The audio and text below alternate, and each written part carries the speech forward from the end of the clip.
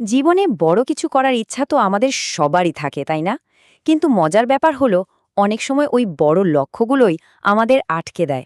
আজ আমরা দেখব কিভাবে প্রতিদিনের মাত্র 1% ছোট ছোট অভ্যাস জীবনে একটা অসাধারণ পরিবর্তন আনতে পারে। শুধু একবার ভাবুন তো, প্রতিদিন মাত্র 1% করে ভালো হওয়া, এই ছোট্ট একটা ব্যাপার যদি কারো পুরো জীবনটাই বদলে দিতে পারে। শুনতে হয়তো খুব সামান্য মনে হচ্ছে, কিন্তু এই সাধারণ ধারণার পেছনে যে কি অসাধারণ শক্তি লুকিয়ে আছে, সেটাই আমরা আজ দেখব। আচ্ছা, তাহলে চলুন একটু গভীরে গিয়ে দেখি। আমাদের প্রথমেই বুঝতে হবে কেন আমরা প্রায়ই কোনো কিছু শুরু করে মাঝপথে হাল ছেড়ে দিই। এর মূল কারণটাই হলো বড় লক্ষ্যের ফাঁদ। আমরা তো ভাবি যে আমাদের উন্নতিটা একদম রকেটের গতিতে হবে, সোজা উপরের দিকে উঠবে। কিন্তু বাস্তবে শুরুর দিকে ফলাফল প্রায় চোখেই পড়ে না। আমাদের এই আকাশছোঁয়া প্রত্যাশা আর মাটির বাস্তবতার মধ্যে যে ফারাক, তাকেই বলা হয় হতাশার উপত্যকা। আর ঠিক এই জায়গাতেই বেশিরভাগ মানুষ আগ্রহ হারিয়ে ফেলে। আর এই হতাশাটা আসে কোত্থেকে? আসে বড় পরিবর্তনের ফাঁদ থেকে। আমরা প্রচণ্ড উৎসাহ নিয়ে একবারে সবকিছু বদলে ফেলতে চাই। এর ফলে কি হয়? অতিরিক্ত পরিশ্রমে ক্লান্তি আসে, মানসিক চাপ বাড়ে, আর শেষ পর্যন্ত আমরা হাল ছেড়ে দিই। এটা একটা চক্রের মতো চলতেই থাকে, যা আমাদের সফল হতে দেয় না। তাহলে সমস্যাটা তো বোঝা গেল, কিন্তু সমাধানটা কিন্তু একদম সহজ আর খুবই শক্তিশালী। এবার আমরা চক্রবৃদ্ধি বা কম্পাউন্ডিং পদ্ধতির অসাধারণ শক্তি সম্পর্কে জানব। এর মূল আইডিয়াটাই হলো এই 1% নিয়ম। লক্ষ্যটা পারফেক্ট হওয়া না, বা রাতারাতি নাটকীয় কিছু করে ফেলাও না। লক্ষ্যটা খুব সাধারণ, গতকালের থেকে আজকে শুধু জাস্ট একটু বেটার হওয়া।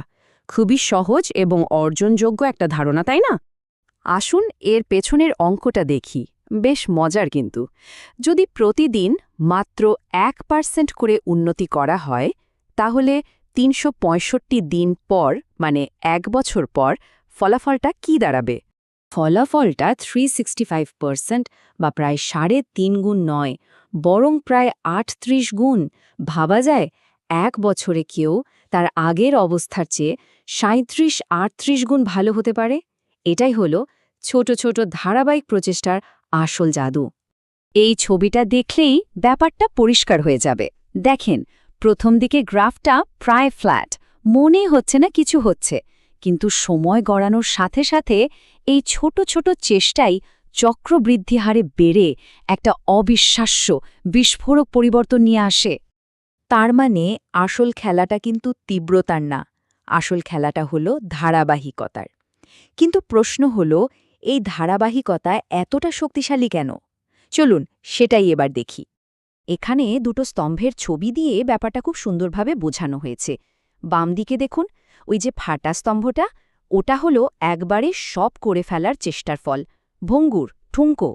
আর ডান দিকে ওই মজবুত স্তম্ভটা তৈরি হয়েছে প্রতিদিনের ছোট ছোট চেষ্টাকে ইটের মতো গেঁথে, যা সময়ের সাথে সাথে আরও শক্তিশালী হয়।